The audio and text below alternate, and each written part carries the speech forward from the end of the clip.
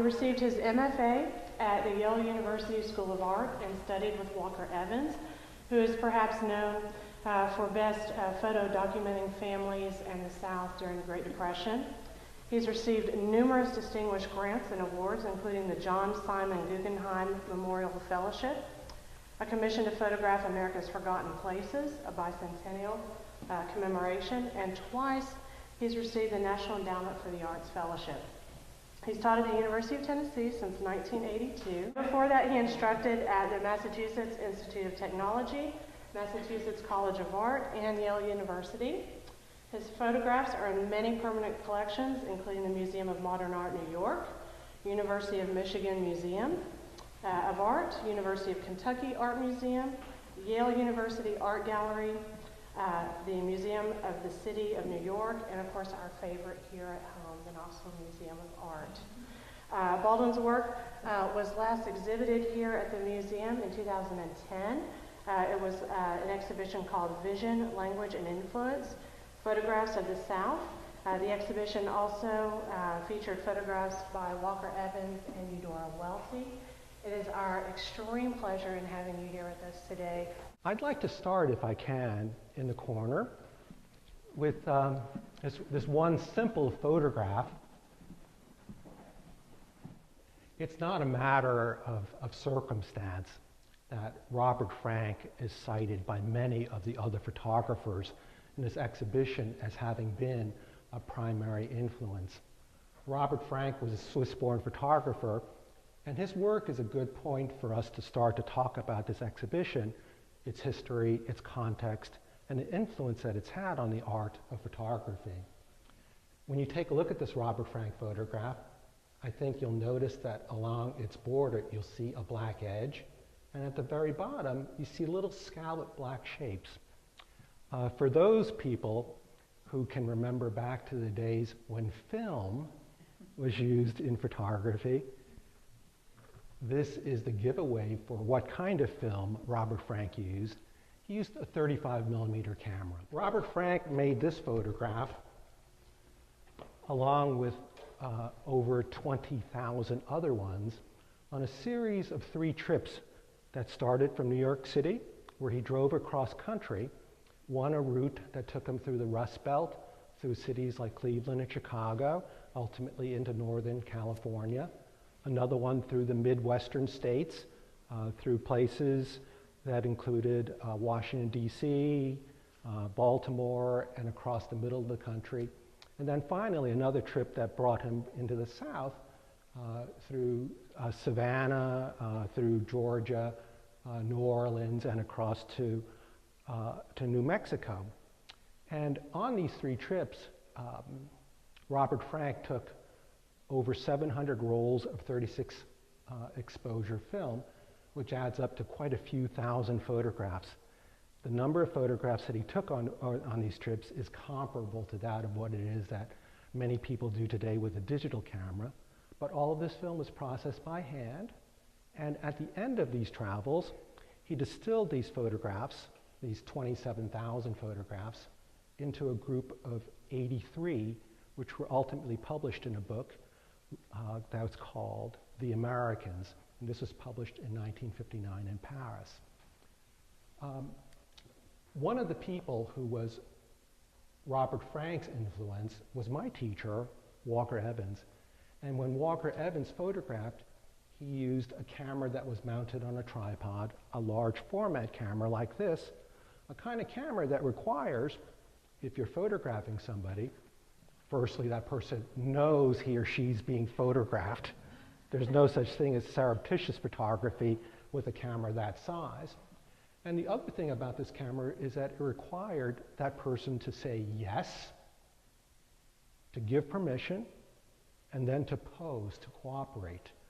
And that theme of the extent to which people knew that they were being photographed, the extent to which they posed, the extent to which they gave their permission, is something that we can talk about with all the photographs in this exhibition because it varies. The Robert Frank photograph in this regard is notable in that Robert Frank used a 35mm Leica camera where the act of taking the picture is like what it is that you do today with your digital point-and-shoot camera.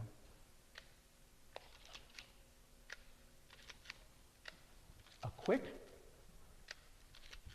easy to use, spontaneous device that allowed him to literally walk up to a subject with certain presetting of the camera's parameters, lift his camera up to his eye, frame, take the picture, and just as quickly be done with it, oftentimes without his subjects knowing that they had even been photographed. And with that as an introduction, we can talk about some of the other photographs. So along the photo, if you can come into the gallery space now and take a look at these other, into the photographs along these two walls around this corner. These are photographs by Jerry Berndt. And these photographs take me back to my college days. I was an undergraduate at MIT between 1968 and 1972. And MIT is in Boston. And these photographs made by Jerry Berndt were done in a portion of Boston that was then called the Combat Zone. And the Combat Zone was Boston's version of Times Square before Times Square was cleaned up. It had seedy theaters, bookstores, bars. It was not the savory part of Boston. It was sort of the antithesis of what Harvard and MIT were about. And what Jerry Berndt did was he chose to spend time in this portion of Boston where he looked at the denizens of the night, and he made these photographs. And if you take a look at them,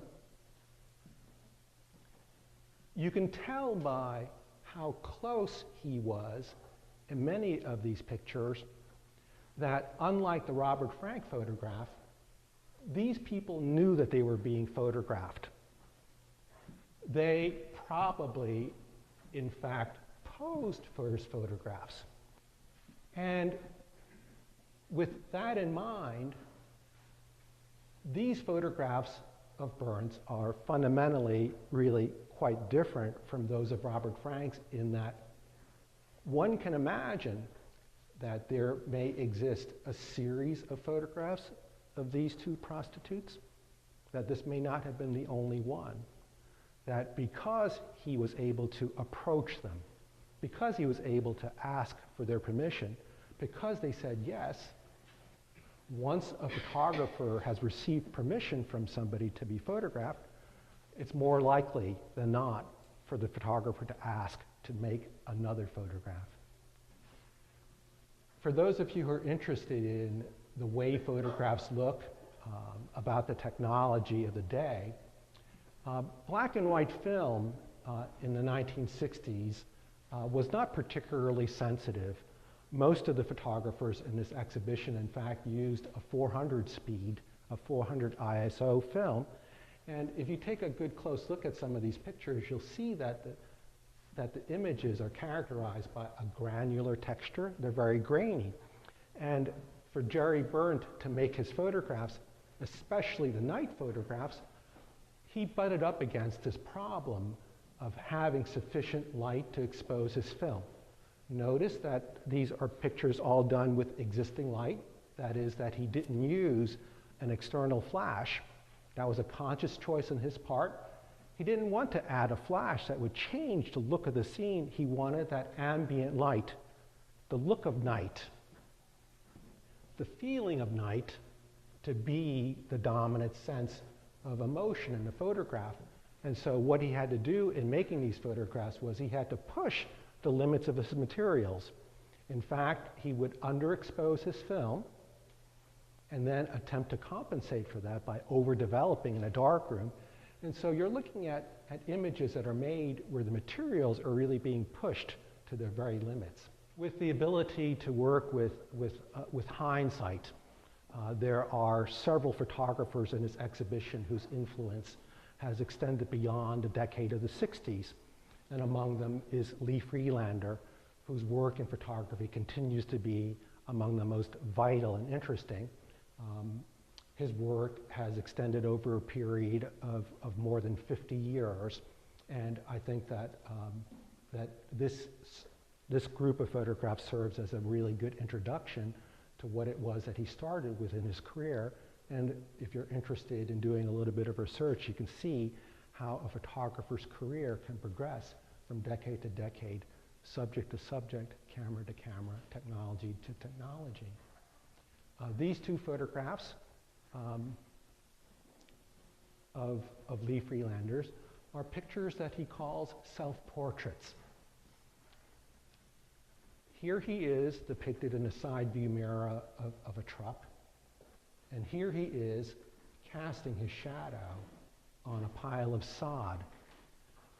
Compare what it is that he's doing with these self-portraits to what Jerry Berndt did with the people in the combat zone. If Jerry Berndt was really interested in a particular subculture, wanting to show you something that you may have found difficult to see yourself, or you would have been afraid to go to see for yourself, Lee Freelander's choice of subject is entirely different. His photographs, as compared to Berndt, aren't so much subject matter driven, but they're driven more by his interest in the medium of photography itself. What constitutes a photograph? How can photographs be made? What are photographs about? How are photographs different from seeing the real thing in the world? And you can't really say that Lee Freelander was as interested in the people in his photographs as Jerry Berndt was interested in his people. So his pictures that include people aren't the kinds of pictures that you would call portraits, but they're photographic studies. And there's an aspect about Lee Freelander that consistently shows up in all of his work for the previous 50 years, and one of them is his appreciation of something that I call photographic intelligence, and the other is his sense of humor. An example of that is in this photograph.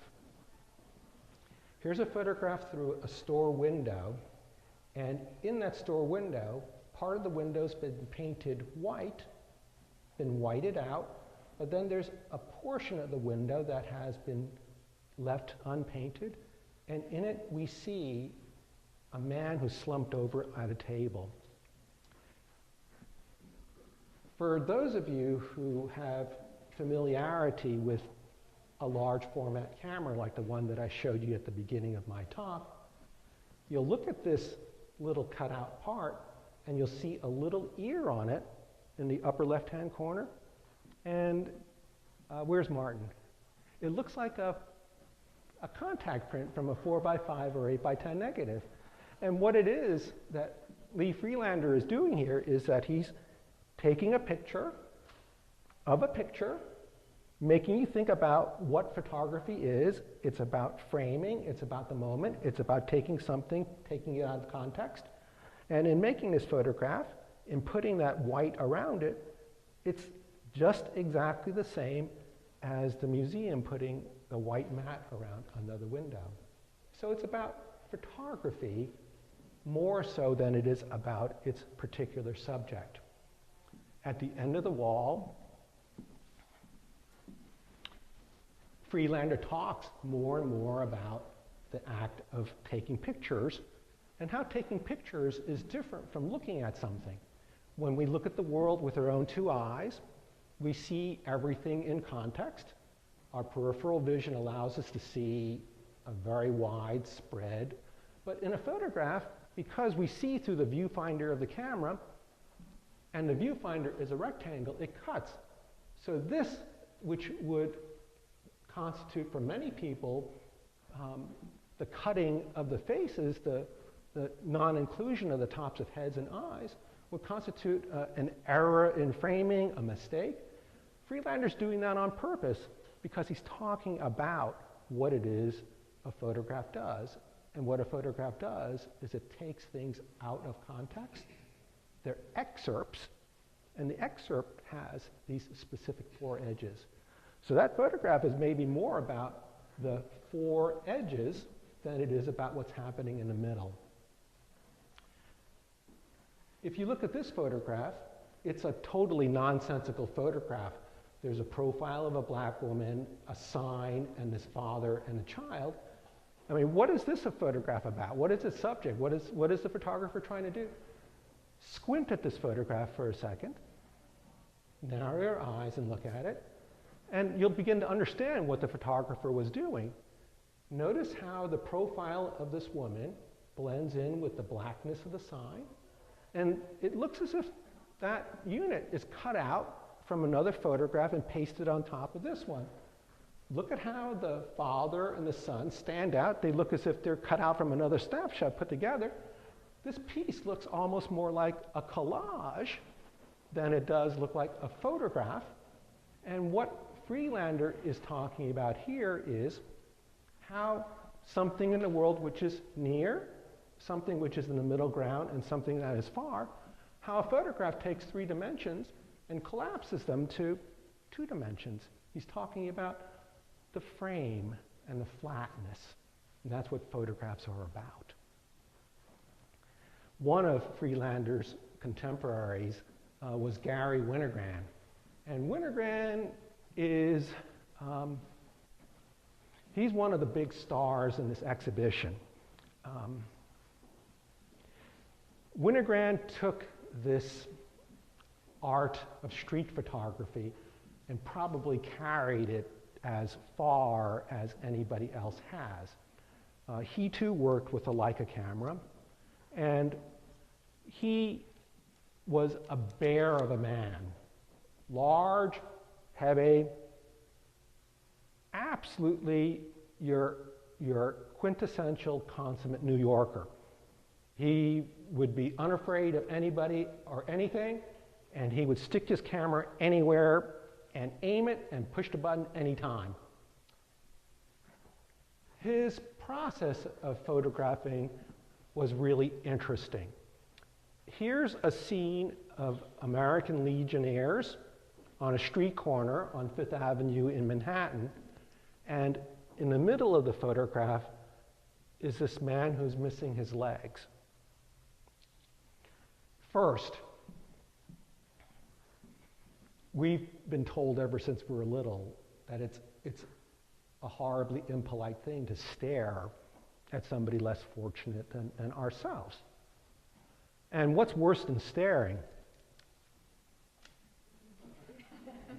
Taking a picture. It's a permanent stare.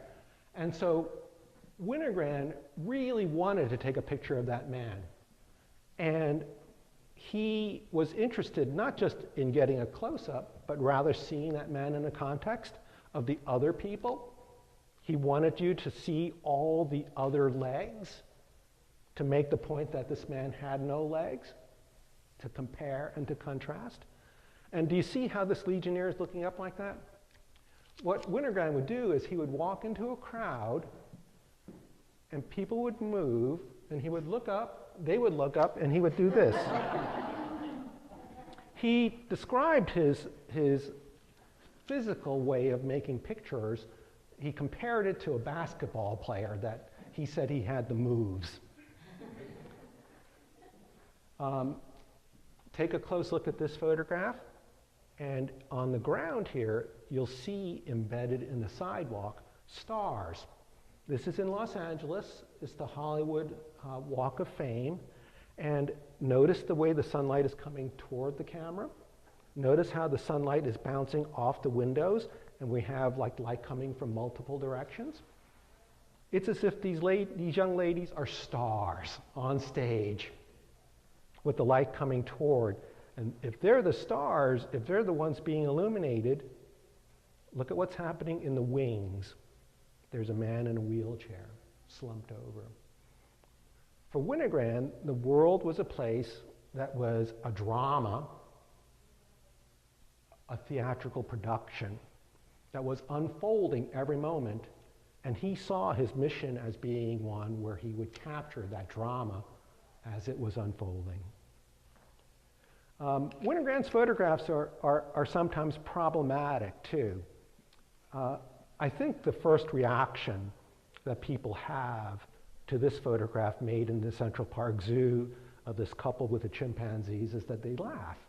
I mean, it is an absolutely ridiculous thing that a couple would bring their pets to the zoo. I mean, what are they going to do? Show their chimpanzees other chimpanzees, and admonish them that if they're not good, they're going to wind up behind bars, just like, So it is but it is an absurd thing. But if one looks at and thinks about this photograph historically and sociologically, one can't help but bring to this photograph other kinds of knowledge that may not reside within the photograph itself, but come from your own knowledge and experience of the world. You can't help but look at the fact that this couple is of mixed race. He's black and she's white. And so much of this exhibition that continues on the other side is about the civil rights movement. Some of the origins of the civil rights movement had to do with aspects of racial discrimination, prejudice, misunderstanding, and outright hatefulness. And it has been said that if interracial marriage occurs, the children are going to suffer, they're going to turn out to be less than human. This could be seen as a photograph having, instead of just simply a humorous sort of an attitude about it, you could have a really very, very sobering sort of undertone about prejudice and misbeliefs. I'd like to talk about this photograph of the man who seems to be begging. And coming from one side of the frame is this arm and this hand that seems to be clenched in the gesture of a fist.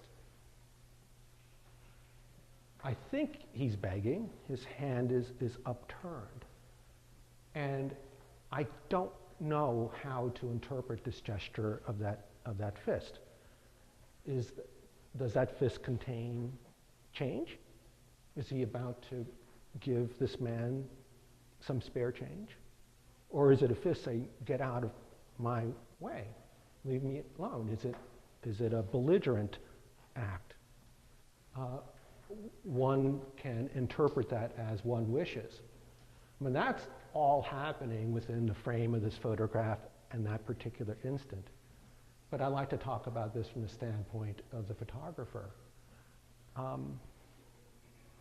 Wasn't this a particularly belligerent thing for him to have taken this photograph?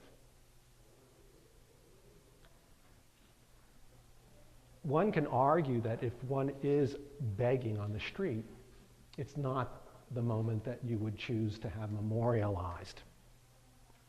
And could you not argue that not only is Gary Winogrand not helping the situation, he's exploiting it?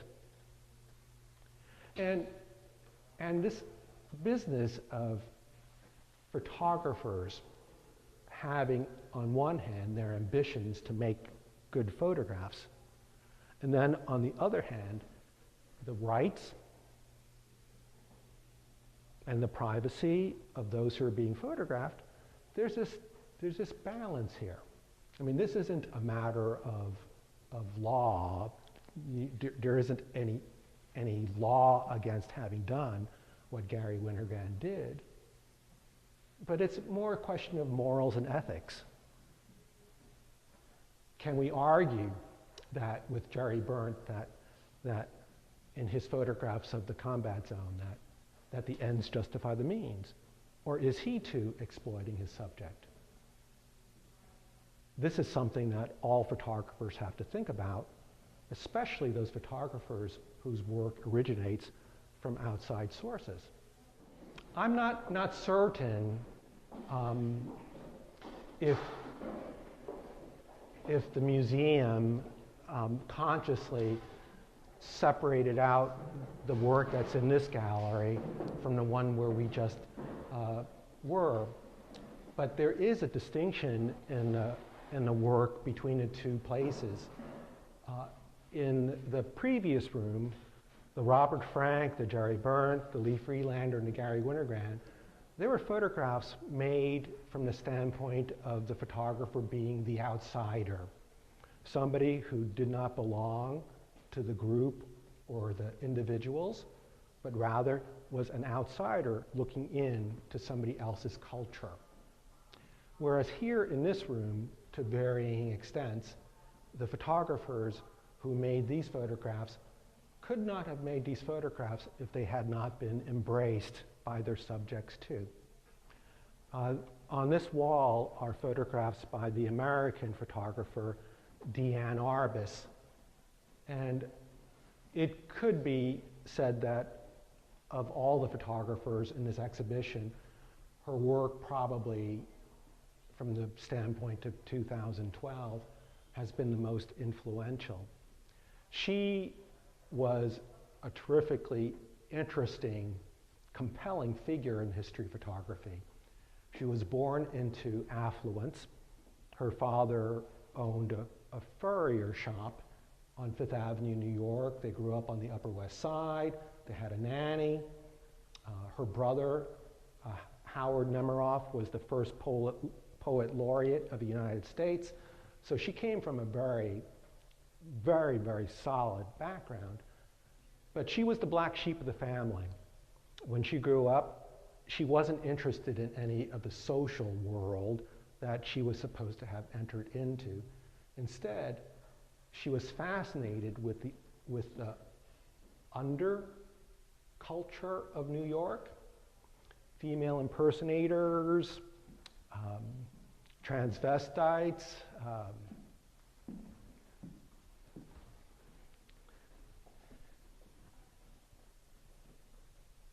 citizens of the street. She would prowl the streets of New York looking for people who would be considered members of the fringe of society. She was fascinated by them, introduced herself to them, really became their friends, and out of that relationship, she was able then to make photographs. So these aren't pictures taken like the Robert Frank photograph with a camera just click and run. Instead, in the square photographs, Arbus used a camera like this one, a twin lens reflex camera, a camera which took a larger negative, which enables you to make a larger, clearer print, and a camera that is slower in operation, that definitely requires the act of posing. And so when you take a look at Arbus's photographs, these are each the product of both the photographer and also the subject. They agreed. They participated. The work is in the end collaborative. Arbus's photographs are oftentimes simplified and misunderstood as being just photographs of people who are on the fringe of society.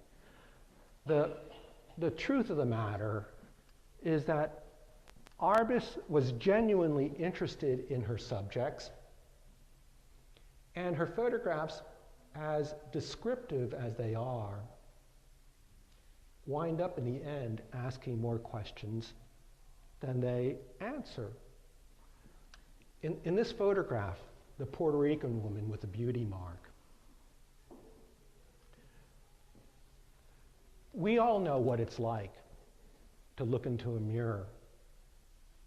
And we see ourselves, of course, but what we see isn't based purely on physiognomy.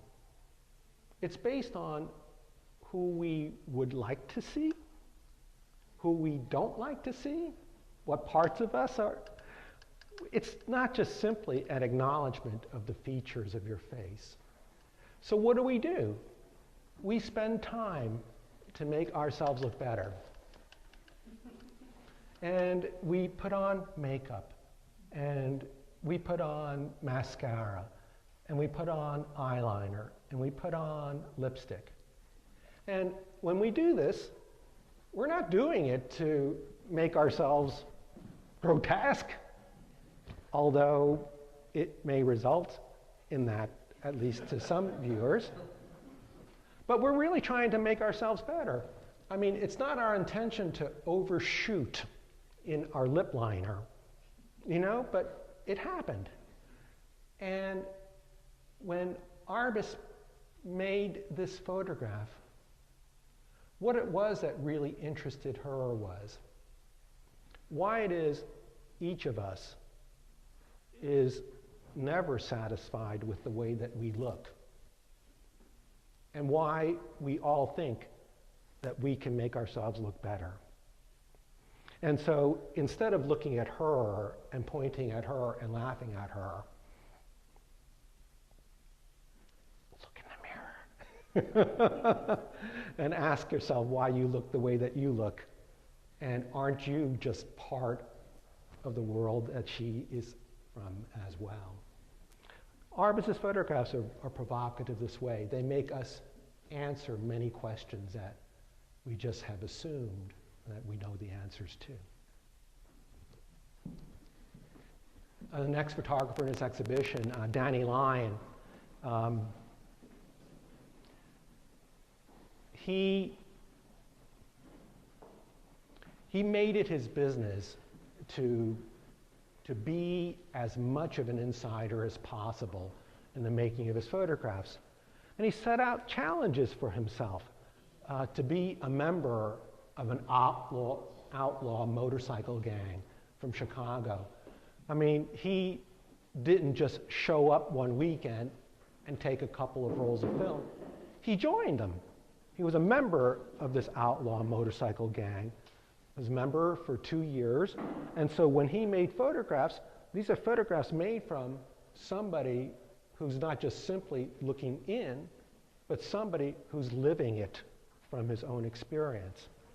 How else would he have been able to get portraits as intimate as this? How else could he have come up on scenes like this? These are photographs from penal situations in Texas, where he spent a great deal of time too. And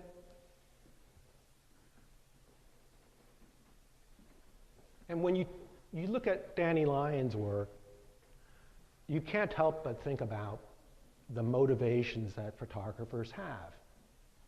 All of us like to look, and looking is free. I mean, if you've got a pair of eyes, you can look. But there are some things that if you choose to look at them, there's a price of admission.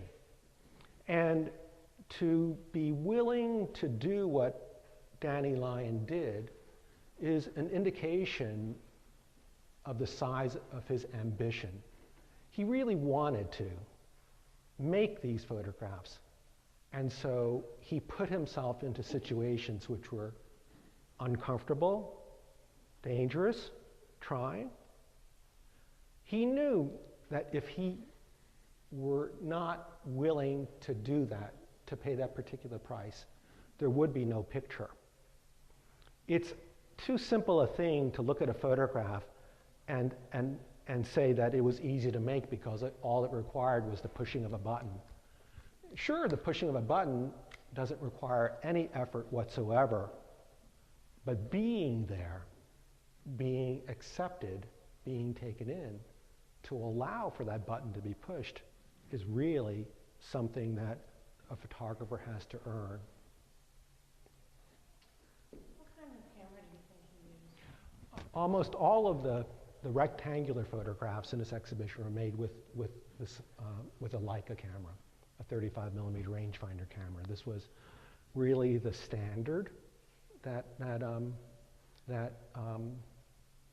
still exists today for people who are shooting film. And another thing about the cameras that and the equipment used in this exhibition, unlike many of us, when we go out to purchase a camera today, we're interested in how much the camera lens can zoom, you know, thinking that, oh, I can stand far away and take a picture without somebody knowing. The vast majority of the photographs taken in this exhibition are taken within arm's length or a little bit farther, not much farther. So the photographers are right there. They're very much present in the context of the picture taking. When photographers get pictures like this, it's like Christmas morning. You know, as much as you may wish for something, sometimes you get something better. And those are the ones that we really, we know we work hard, but sometimes we get rewarded beyond the effort expended, and that's an example of that. At this point in the exhibition, we have a concentration in our focus, and that is toward the political life in the 60s in America. And this was the tumultuous decade where we saw a president assassinated, his brother assassinated, the leader of the civil rights movement assassinated, the rise of groups such as the Black Panthers. In the 60s, voter registration rights, the passage of the Civil Rights Act, riots in American cities. It was a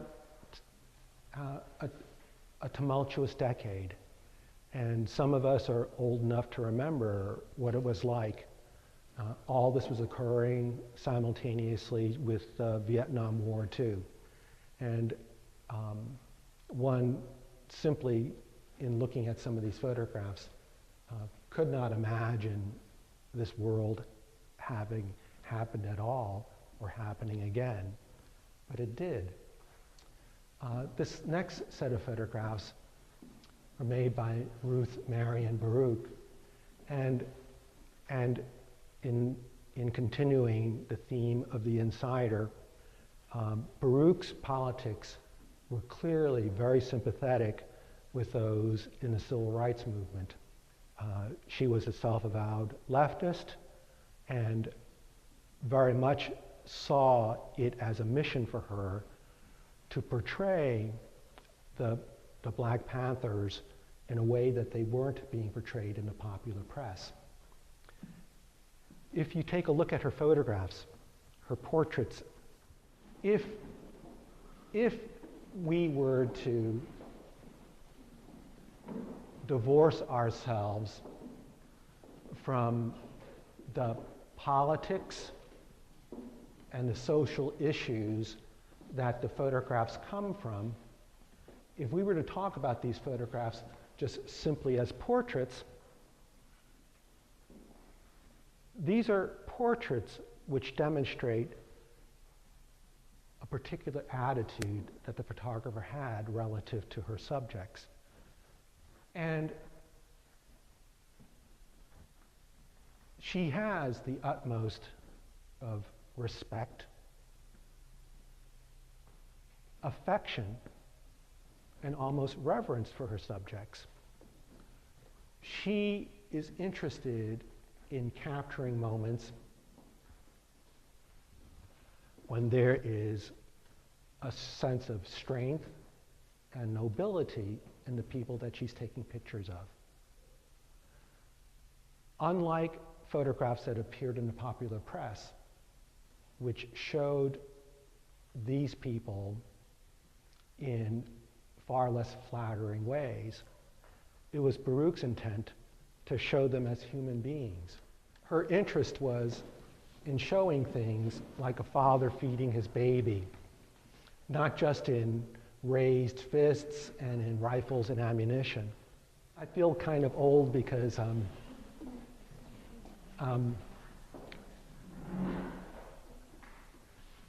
Ruth Marion Baruch studied with, among the different people that she studied when she was in California, she studied with Minor White, who was also my teacher when I was going to college. So I have this connection with some of these photographers.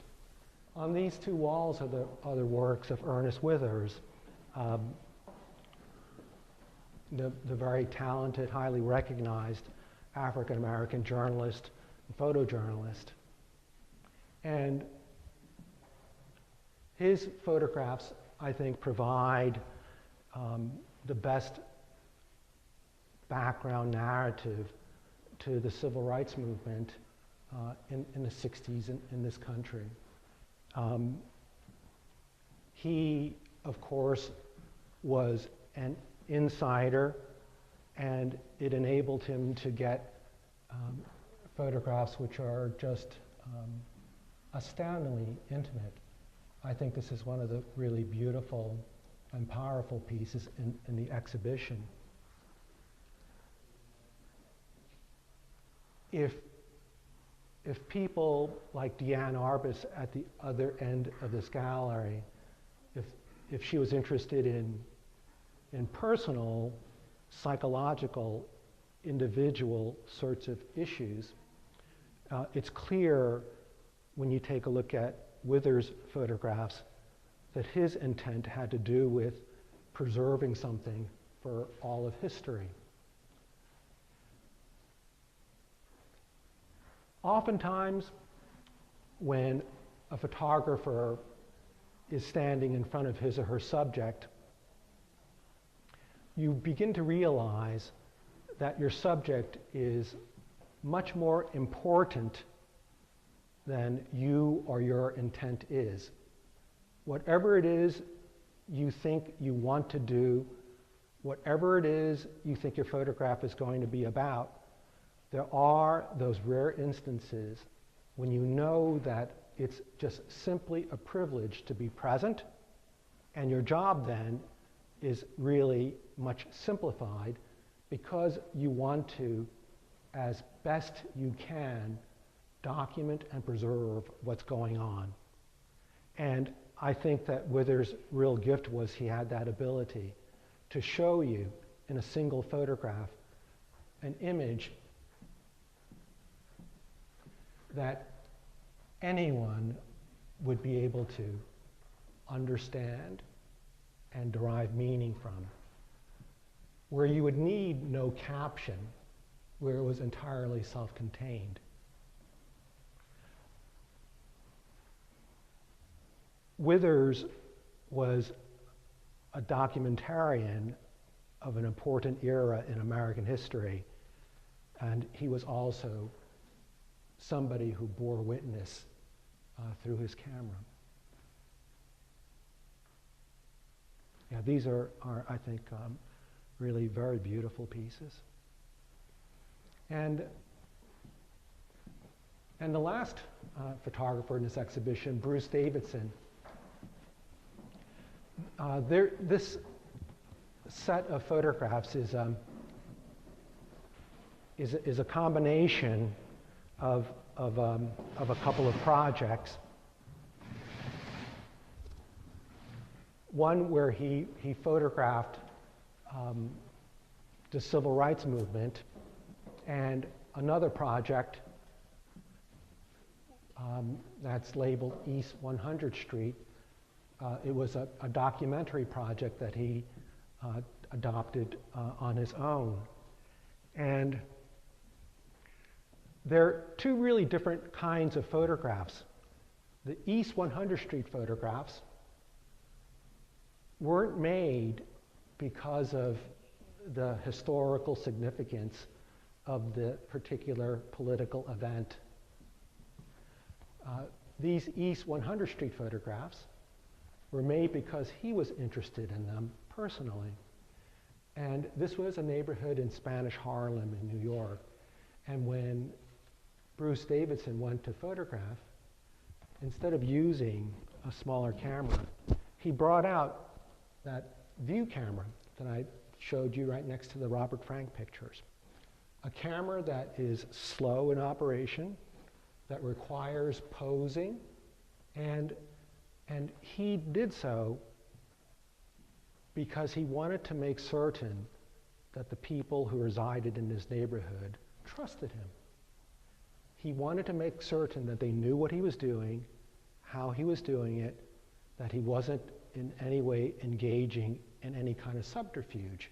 He wanted to be as upfront about it as possible. So if you take a real good close look at the East 100th Street photographs, get right up on top of them, you'll see the detail and the clarity. It's a different kind of a photograph from photographs like the 35mm photographs, which have the granular texture to them. Davidson is a member of the most important group of photojournalists. It's called Magnum. And this is an organization that merits your further investigation. It was started by the great French photographer Henri Cartier-Bresson, and for everybody who has any intentions today of being a successful photojournalist, your ultimate goal would be to be accepted into this group of Magnum photographers. So it's one of the highest accolades that any photographer could have, and has been bestowed upon Bruce Davidson. So in this exhibition, we've had the opportunity to look at the relationship that photographers can have with their subjects, to what extent you can befriend and be sympathetic to your subject, compare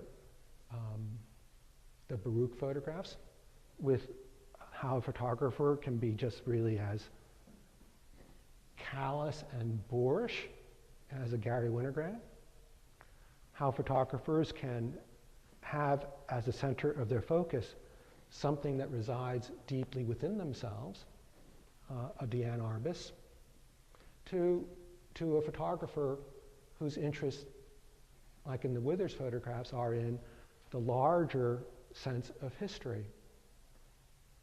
When there's a little bit of